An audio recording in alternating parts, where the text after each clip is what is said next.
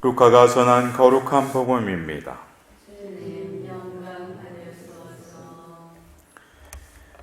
그때 이런 두 제자가 기뻐하며 돌아와 말하였다. 주님, 주님의 이름 때문에 마귀들까지 저희에게 복종합니다. 그러자 예수님께서 그들에게 이르셨다. 나는 사탄이 번개처럼 하늘에서 떨어지는 것을 보았다. 보라, 내가 너희에게 뱀과 정갈을 밟고 원수의 모든 힘을 억누르는 권한을 주었다. 이제 아무것도 너희를 해치지 못할 것이다. 그러나 영들이 너희에게 복종하는 것을 기뻐하지 말고 너희 이름이 하늘에 기록된 것을 기뻐하여라. 그때 예수님께서 성령 안에서 즐거워하며 말씀하셨다. 아버지, 하늘과 땅의 주님, 지혜롭다는 자들과 슬기롭다는 자들에게는 이것을 감추시고 철부지들에게는 드러내 보이시니 아버지께 감사를 드립니다. 그렇습니다. 아버지의 선하신 뜻이 이렇게 이루어졌습니다. 나의 아버지께서는 모든 것을 나에게 넘겨주셨다. 그래서 아버지 외에는 아들이 누구인지 아무도 알지 못한다. 또 아들 외에는 그리고 그가 아버지를 드러내 보여주려는 사람 외에는 아버지께서 누구이신지 아무도 알지 못한다. 그리고 예수님께서는 돌아서서 제자들에게 따로 이르셨다. 너희가 보는 것을 보는 눈은 행복하다. 내가 너희에게 말한다. 많은 예언자와 임금이 너희가 보는 것을 보려고 하겠지만 보지 못하였고 너희가 듣는 것을 들으려고 하였지만 듣지 못하였다. 주님의 말씀입니다.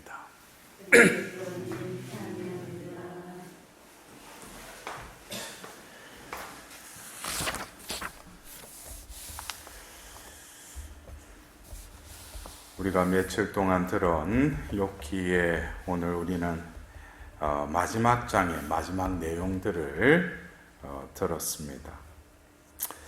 어쩌면 욥기 1장에 예기치 못한 그에게 닥쳐온 그 고통, 환난들, 이 모든 것이 주님께로 왔으니 주님께서 가져가시니 주님은 찬미 받으소서. 그리고 욥기의 대부분의 내용들은 바로 그 세 친구의 담론을 이렇게 또 성경에서 이렇게 적어 놓았습니다. 거기서 그 친구들이 끊임없이 욥이 이런 상황에 치달은 것은 분명히 너가 죄가 있기 때문이다. 근데 욥은 어떻게 거기에 대해서 반론을 제기하죠. 자신이 의인임을 어떻게 보면은 자처했다기보다도 자신이 의인됨을 계속 주장을 하죠. 근데 결국 뒷부분에 가서 욥기 38장에서 39장에 이제 하느님께서 그와 이제 얼굴을 대면을 하시면서 창조의 아름다움에 대해서 이야기를 하십니다. 내가 그것을 창조할 때 너는 어디 있었느냐? 결국 그 앞에서 욥이 자신이 그동안에 했던 자신의 어떤 변론에 낯을 듣지 못하고 들지 못하고 하나님 앞에서 부복을 합니다. 그러면서 또 다시금 하나님 앞에서 참회를 하고 나서 오늘 하나님께서는 바로 이렇게 축복을 내려주셔요. 여러분들도 어쩌면 이 욥의 이 마지막 장 42장에 어떻게 보면 그가 환난을 당할 때 가지고 있던 모든 재산들, 자녀들, 모든 것들보다도 배로 하나님께 축복해 주셨다고 그랬어요.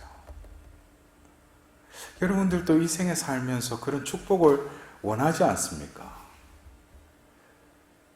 어떻게 보면은 오늘 우리가 복음의 말씀에 이런 두 제자를 이렇게 예수님께서 이렇게 파견하시고 그들이 이제 복음을 전하고 와서 이렇게 보고를 하는데, 그 사탄이, 어둠의 세력이 이런 두 제자를 통해서 그들이 꺾이는 사탄의 세력을 쳐 이기는 그것을 보고를 하죠. 그래서 예수님께서 그걸 들으면서 영들이 너희에게 복종하는 것을 기뻐하지 말고 너희 이름이 하늘에 기록된 것을 기뻐하여라 라고 말씀하셔요.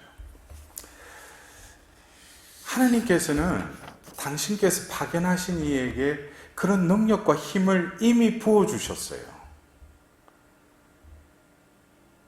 그러나 내가 살아가면서 과연 그런 힘과 능력을 드러내며 살아가고 있느냐 이거예요.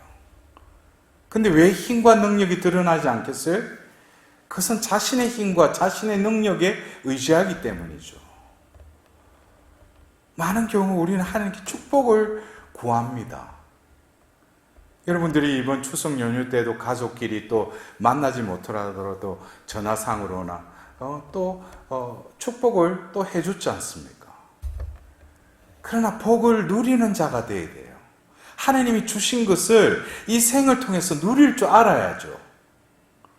우리는 받으려고만 하나님께 기도할 뿐이지 이미 내가 받은 복을 얼마나 누리고 살아가느냐 이거예요.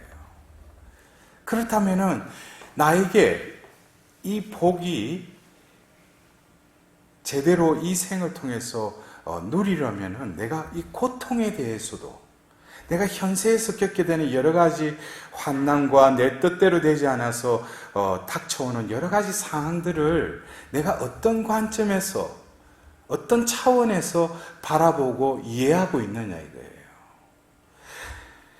자신의 힘, 자신의 능력에 의지하는 사람은 환난이 닥쳐오면 빨리 하느님께 뭐예요?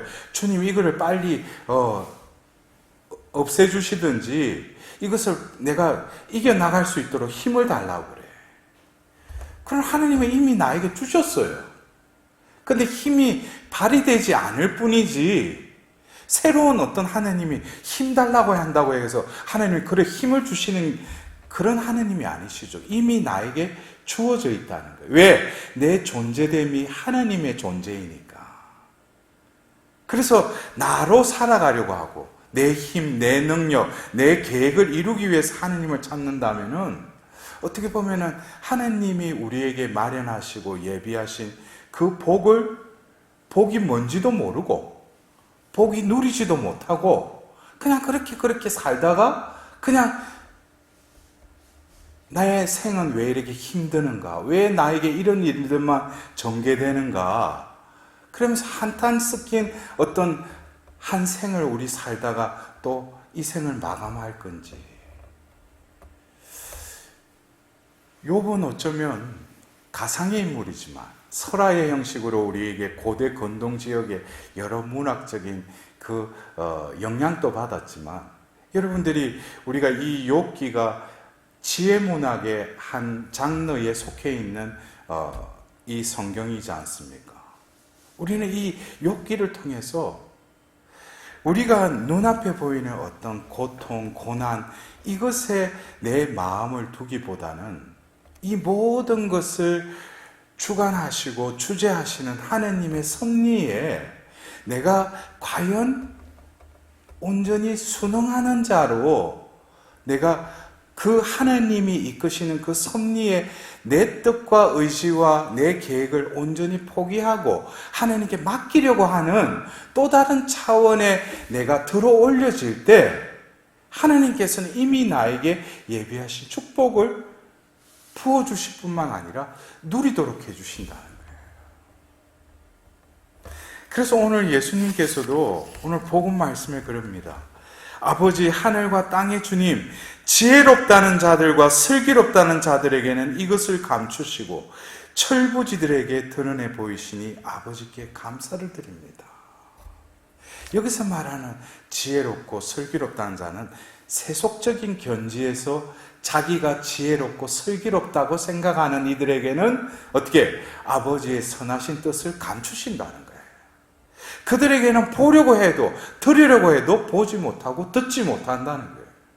그러나 이 철부지는 우리가 세상적인 관점에서 보면 철부지는 뭐예요? 어리석은 자죠. 그러나 이것은 하나님의 눈에서 철부지예요.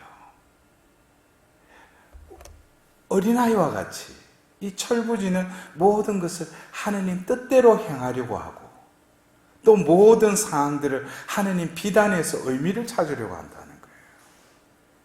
자신의 식견과 자신이 이때까지 살아왔던 세속적인 경험에서 이 벌어진 일을 이렇게 따지는 것이 아니라 하나님이 나를 이 세상에 내셨고 또 내가 구하고 청한 것보다 하나님께서는 내가 알지 못하는 모든 것을 다 베풀어 주셨다는 거예요.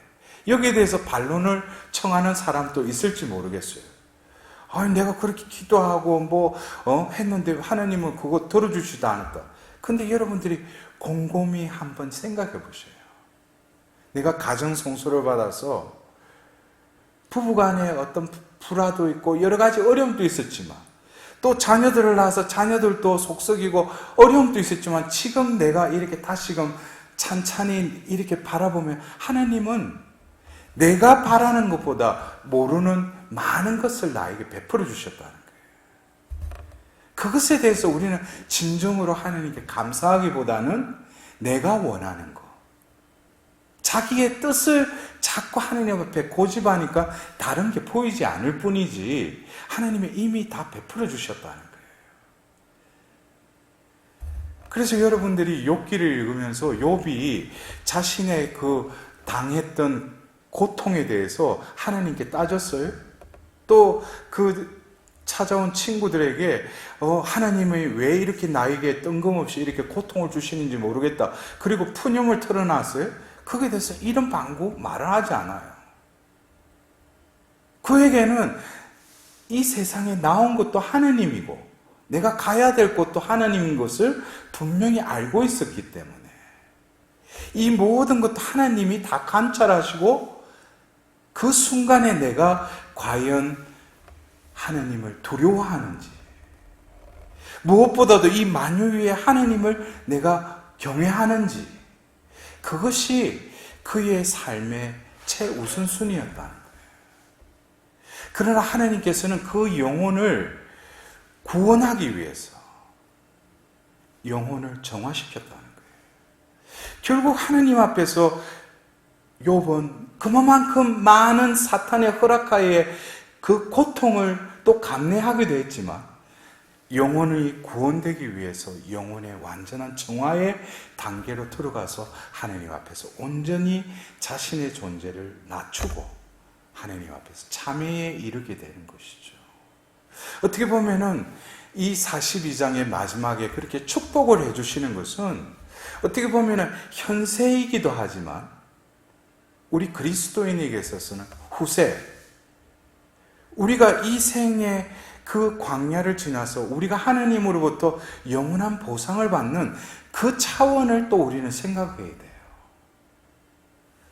하나님이 어떤 때는 그래요. 어떤 사람이 재물에 대해서 계속 기도하는데 하나님이 그걸 안 들어주시는 게 아니라 들어주시면은 언제든지 나를 떠날 것을 하나님이 누구나 잘 알고 계셔요. 그 사람의 마음보나 그 사람의 그 마음속은 하나님이 더 잘 아셔요. 그래서 어떤 때는 그 축복을 해주더라도 어떤 때는 내가 원하는 축복이 아니라 더 좋은 것을 나에게 내려주시죠. 근데 내가 생각하는 그것이 안 이루어졌다 뿐이지 하나님은 나에게 뭡니까? 영원한 생명의 그 보상을 해주시는 분이에요. 그래서 우리는 이 생을 살면서 자기에 맞는 그 수준과 의미를 헤아리면서 살아가다 보면 잿더미에서 뒹굴다가 사는 것이죠. 그러나 진정으로 나에게 있어서 그리스도인으로서 그래서 오늘 예수님이 그랬어요. 너희 이름이 하늘에 기록된 것을 기뻐하여라 그랬어요. 여러분들은 얼마나 하늘나라에 대한 동경과 또 내 삶의 목적이 그곳을 향해서 얼마만큼 질서지고 살아가고 있는지. 저는 이 코로나 전국에 얼마 전에 제가 시간 나면 이 산을 오르면서 제 마음속에 탁 부딪힌 그 말씀이 제가 접하는 우리 신자들에게 그걸 알리려고 그래요. 왜? 이 시대의 징표를 우리가 깨달아야 되니까. 여러분들 그렇지 않습니까? 우리가 이 바이러스 몇 개월여 동안에 이 모든 세상이 이상하게 혼란에 치닫는 이 상황 속에서 이 세상의 관점 또 관심은 어디에 있어요? 빨리 백신이 나오기를 원하잖아요. 임상 결과를 거쳐서 빨리 어느 사람이라도 백신을 맞으면 면역 체계가 생겨서 바이러스에 자신이 감염되더라도 이겨낼 수 있잖아요. 근데 우리가 이 육신이 이 바이러스를 이기기 위해서 백신을 지금 필요로 하듯이 지금 이 시대 21세기는 자비의 시대예요. 하나님의 이 마지막 때에 다시금 당신의 뜻을 계속 교회를 통해서 피력하셔요. 그러나 그 자녀들이 알아듣지 못해요. 자비의 때가 지나면 정의의 때, 심판의 때가 온다고 그랬어요. 우리 육신은 백신을 필요하지만 우리 영혼은 자비의 백신을 맞아야 돼요. 지금 우리는 이 코로나 바이러스 시대에 살면서 다시금 하나님께서 기회를 주시는 거예요, 우리에게. 너희들이 지금 눈에 보이는 바이러스를 무서워하면서 너희들의 구원에 대해서 얼마나 마음을 쓰고 있느냐 이거예요. 예수님께서도 자비의 예수님 그 파우스티나 성녀에게 말씀하셨죠. 자비에 의탁한 영혼들은 죽을 때에 내가 특별히 그를 보호해줄 것이라. 여러분들이 오늘 이 자비경당 와서 미사를 봉헌하는데 과연 내가 이 시국에 이곳으로 하나님께서 나를 보내시다는 큰 축복이라고 생각하셔요. 여러분들 육신은 백신을 맞더라도 얼마 안 되면 수명이 되면 다 죽어요. 그러나 우리의 영혼은 죄에 감염되어 있다고 지금. 그거를 자신이 몰라요. 그래서 하나님이 그 죄를 이겨나갈 힘, 백신을 우리에게 주시기를 원하신다는 거예요. 그래서 여러분들이 얼마나 이 시대에 하나님의 그 자비를 간절히 부르짖고 구하는 영혼들에게 하나님은 그 구원에 필요한 자비를 베풀어 주신다는 거예요. 여러분들 자비의 백신을 맞으십시오. 지금 이 시대가 여러분들 어떻게 지나갈지는 우리는 아무도 모릅니다. 우리는 하나님을 믿는 자들이잖아요. 결국 욥이 마지막에 잿더미에서 참했다는 것은 하나님의 자비를 입은 거예요. 그러자 하나님께서 어떻게 축복을 해주시죠. 중요한 것은 죄입니다. 내가 지금 바라는 구하는 그것보다도 하나님은 나에게 영원한 생명을 주시기를 원하신다는 거예요. 그래서 여러분들이 영원한 것에 내 마음의 목적이 제대로 방향 지어져 있지 않다면 신앙생활도 그냥 나침반처럼 왔다 갔다 하는 거예요. 그냥.